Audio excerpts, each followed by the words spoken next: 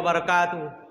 الحمدللہ رب العالمین والعاقبۃ للمتقین والصلاة والسلام علی سید الانبیاء والمرسلین، اما بعد فاعوذ باللہ من الشیطان الرجیم، بسم اللہ الرحمن الرحیم۔ لقد کان لکم فی رسول اللہ اسوۃ حسنہ، صدق اللہ العظیم۔ میرا منہ اور سرکار مدینہ کی ثناخوانی، میرا منہ اور سرکار مدینہ کی ثناخوانی، مجھے معلوم ہے اپنے سخن کی تنگ دامانی۔ جناب صدر، سامعین اکرام، حاضرین جلسہ،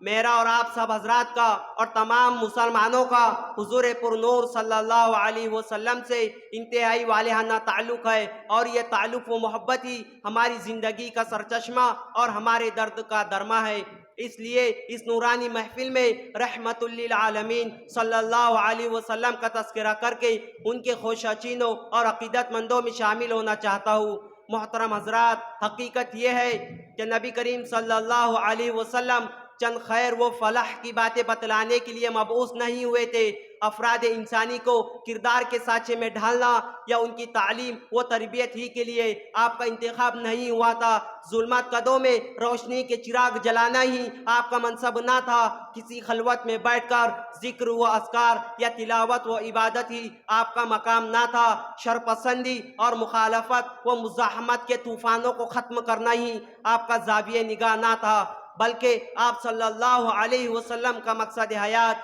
تو ایک ہمہ گیر، صالح اور مفید انقلاب برپا کرنا تھا۔ آپ تو تمدن و ثقافت کی ایک صبح عالم تاب چاہتے تھے۔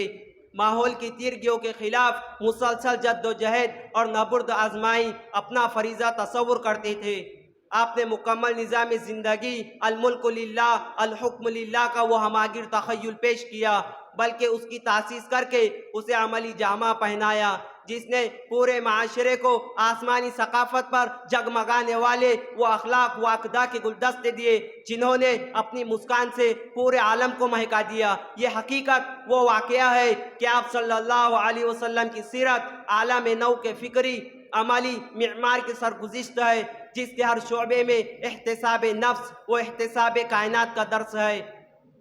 اور مسجد سے لے کر بازار تک، خلوت قدوں سے لے کر جلوت قدوں تک، خانقاہی مزاج سے لے کر میدان جہاد تک، بدر و حنین کے معرکوں سے لے کر عدل و انصاف کے ممبروں تک، عبادت و تلاوت سے لے کر سیادت و قیادت تک صبغت اللہ کا رنگ چھایا ہوا ہے۔ علامہ سید سلیمان ندوی مرحوم نے ایک مرتبہ تقریر کے دوران فرمایا تھا، اگر تم دولت مند ہو تو مکہ کے تاجر اور بحرین کے خزینہ دار کی پیروی کرو، اگر غریب ہو تو شعب ابی طالب کے قیدی اور مدینے کے مہمان کی داستان سنو، اگر تم بادشاہ ہو تو سلطان عرب کا حال پڑھو، اگر تم رعایا ہو تو قریش کے محکوم کو ایک نظر دیکھو، اگر تم فاتح ہو تو بدر و حنین کے سپہ سالار پر نظر کرو، اگر تم نے شکست کھائی ہے تو معرکہ احد سے عبرت حاصل کرو، اگر تم استاد و معلم ہو تو صفا کے درس گاہ کے معلم قدوس کو دیکھو، اگر تم شاگرد ہو تو روح الامین کے سامنے بیٹھنے والے کی باتیں سنو، اگر تم واعظ اور ناصح ہو تو مسجد مدینہ کے ممبر و محراب پر کھڑے ہونے والے کی باتیں سنو، اگر تم تنہائی اور بے کسی کے عالم میں حق کی منادی کا فرض انجام دینا چاہتے ہو تو مکہ کے بے یار وہ مددگار نبی کا اسوہ تمہارے سامنے ہے، اگر تم حق کی نصرت کے بعد اپنے دشمنوں کو زیر اور مخالفوں کو کمزور بنا چکے ہو تو فاتح مکہ کا نظارہ کرو، اگر تم اپنے کاروبار اور نظم و نسق درست کرنا چاہتے ہو تو بنی نذیر، خیبر اور فدق کی زمینوں کے مالک کے کاروبار کو دیکھو، اگر تم یتیم ہو تو عبداللہ اور آمنہ کی جگر گوشہ کو نہ بھولو، اگر تم بچے ہو تو حلیمہ سعدیہ کے لاڈلے کو دیکھو، اگر تم جوان ہو تو مکہ کے چرواہے کی سیرت پڑھو، اگر تم سفری کاروبار میں ہو تو بصرہ کے کارواہ سالار کی مثالیں ڈھونڈو، اگر تم عدالت کے قاضی اور پنچایتوں کے ثالث ہو تو کعبے میں نور آفتاب سے پہلے داخل ہونے والے ثالث کو دیکھو جو حجر اسود کو کعبے کے ایک کونے میں کھڑا کر رہا ہے، مدینے کی کچی مسجد کے سین میں بیٹھنے والے منصف کو دیکھو جس کی نظر انصاف میں شاہ و گدا اور امیر و غریب برابر تھے، اگر تم بیویوں کے شوہر ہو تو خدیجہ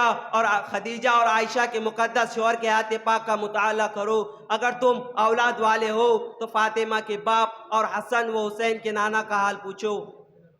غرض تم جو کوئی بھی اور کسی حال میں بھی ہو تو تمہاری زندگی کے لیے نمونہ، تمہاری سیرت کی درستی وہ اصلاح کے لیے سامان۔